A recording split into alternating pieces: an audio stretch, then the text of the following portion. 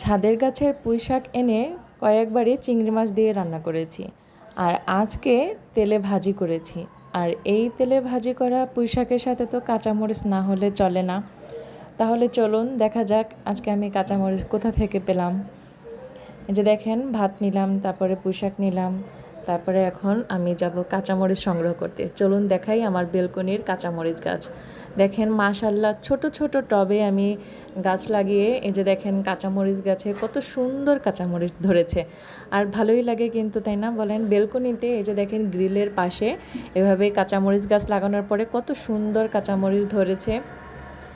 কয়েকটা গাছেই কিন্তু বেশ কাঁচামরিচ ধরেছে। তা আমি যেগুলো একটু বড় হয়েছে, যেগুলো একটু বেশি পরিপক্ক হয়েছে, সেই মরিচগুলো এখন ছিঁড়ে নিচ্ছি। আরও কিন্তু ছোট ছোট অনেক মরিচ ধরে আছে গাছে, আপনারা কিন্তু একটু ভালো করে খেয়াল করলে দেখতে পারবেন। আর এখন আমি আস্তে আস্তে যেগুলো একটু বেশি পরিপক্ক হয়েছে সেগুলো ছিঁড়ে নিচ্ছি, কারণ আমি আর মেয়ের বাবা দুজনেই কিন্তু শাক দিয়ে ভাত খাওয়ার সময় কাঁচামরিচ খুব পছন্দ করি। কারণ শাক দিয়ে ভাত খাবো আর একটু একটু করে কাঁচামরিচ খাবো, ভালোই লাগে। কাঁচা ঝালটা কিন্তু না হলে শাক ভাজির সাথে ভালো লাগে না। তাহলে দেখেন আমি কাঁচামরিচগুলো ছিঁড়ে নিচ্ছি। আর কাঁচামরিচ ছেঁড়ার সময় কিন্তু মানে একদম গোড়া থেকে না ছিঁড়লে কিন্তু আবার নতুন করে ডাঁটা গজায় না, নতুন করে আবার কাঁচামরিচের ফুল আসে না। সেজন্য কিন্তু কাঁচামরিচ ছিঁড়লে সবসময় একটু গোড়ার দিক থেকে, মানে একদম ডালের সাথে থেকে ছিঁড়ে নিতে হবে। এই যে দেখেন আমি একদম ডালের গোড়া থেকে কাঁচামরিচগুলো ছিঁড়ে নিচ্ছি।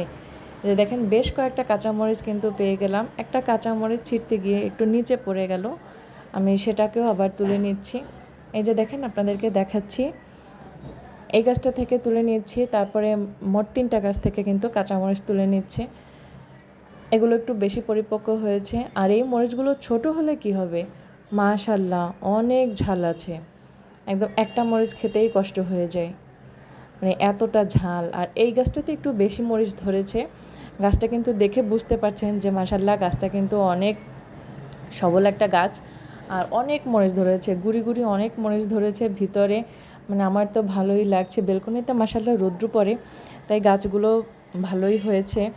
কি এই ছোট ছোট টবের গাছগুলো প্রথমে ছাদের ছিল, তারপর আমি যখন দেখলাম যে রোদের তাপমাত্রা বেশি আর গাছগুলো ভালো টিকবে না, তখন আমি এগুলোকে বেলকনিতে নিয়ে এসে এভাবে তক্তা বেঁধে, গ্রিলের সাথে আপনারা দেখতে পাচ্ছেন তক্তা বেঁধে, তারপর আমি এই গাছগুলোকে রেখেছি। মাশাল্লাহ এখানে ভালোই রৌদ্র পায় আর গাছগুলো ভালোই মরিচ দিচ্ছে। আমি আবার কি করি, তরকারি কাটাকুটির পরে এই শাকসবজির ছোলাগুলো এই গাছের গোড়ায় দিয়ে রাখি।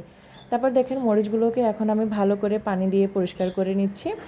আর এখন আমি এই শাকভাজির সাথে মরিচ দিয়ে মজা করে খাবো। আর খাওয়াটা তো বড় কথা না, সবচেয়ে ভালো লাগে যে ভাত খেতে বসে সাথে সাথেই গাছ থেকে ছিঁড়ে এনে মরিচ খেতে পারা। এটা কিন্তু অনেক মানে ভালো একটা বিষয়, আমার কাছে ভালো লাগে। যে দেখেন আমার বেলকনির জায়গাটাকেও কিন্তু আমি কাজে লাগিয়েছি।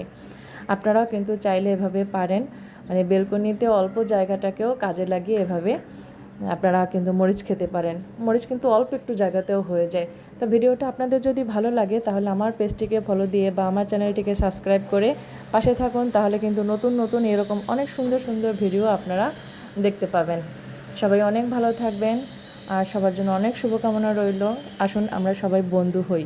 আল্লাহ হাফেজ।